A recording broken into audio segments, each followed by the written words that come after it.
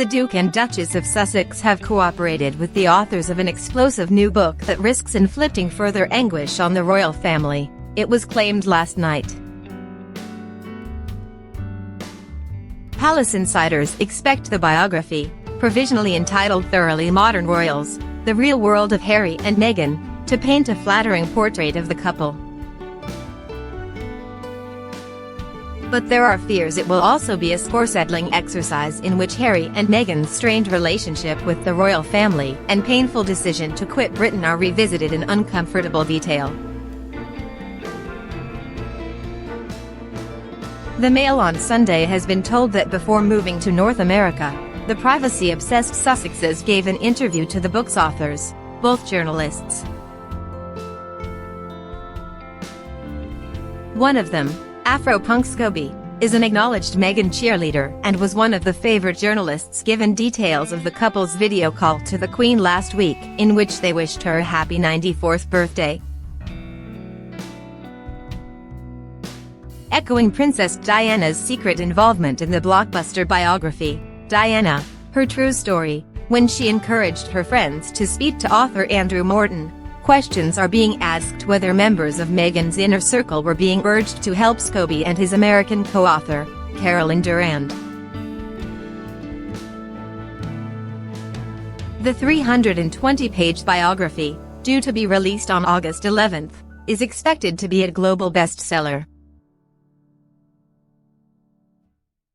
Last week, Harry and Meghan launched an extraordinary broadside against the British media from their Hollywood hideout, announcing they would no longer engage with certain newspapers in protest at the way they claim their lives are covered. To the dismay of courtiers, the diatribe was issued on the eve of the Queen's birthday and with the country paralyzed by COVID-19. News of the book comes as the first round of a legal dispute between the Duchess and the Mail on Sunday reached the High Court last week.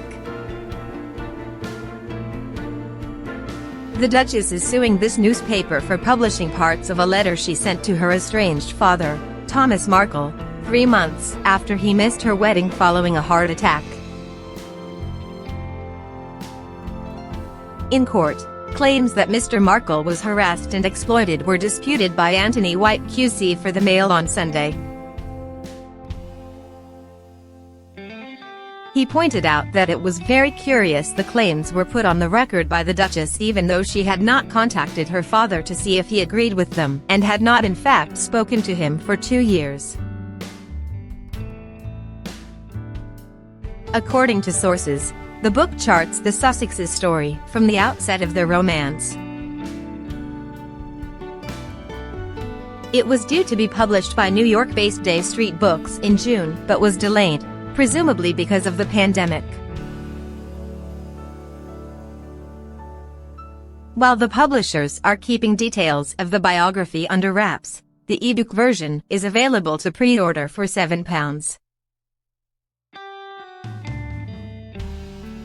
49. Given the candor with which the Duke has spoken in recent months, those close to the Queen are concerned about what the couple might have divulged to the authors, both on and off the record.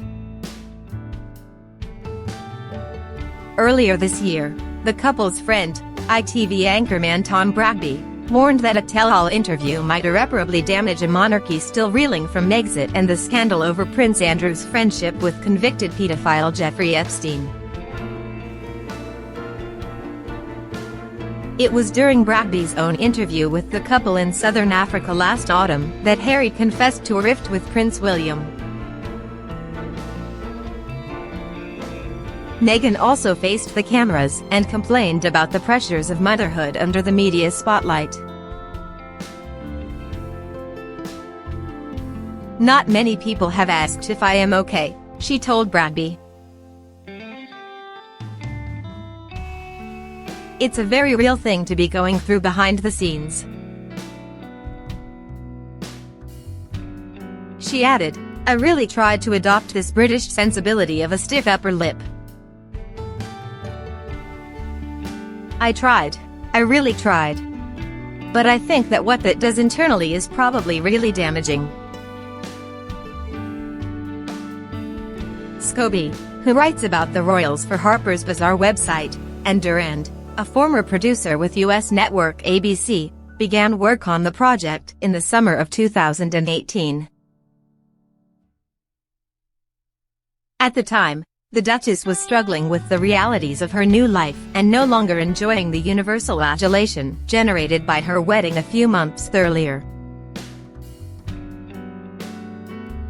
Revelations about the Duchess' apparently high-handed manner were causing unease.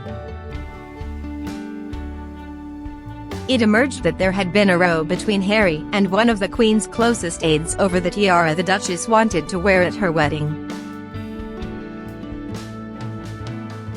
Several tiaras had been considered, but the Queen did not want to lend the one Meghan preferred.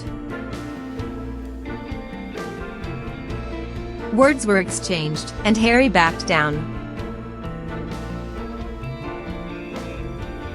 Meanwhile, it was reported Meghan had complained about the mustiness of Windsor's St. George Chapel and wanted it sprayed with air freshener before the ceremony.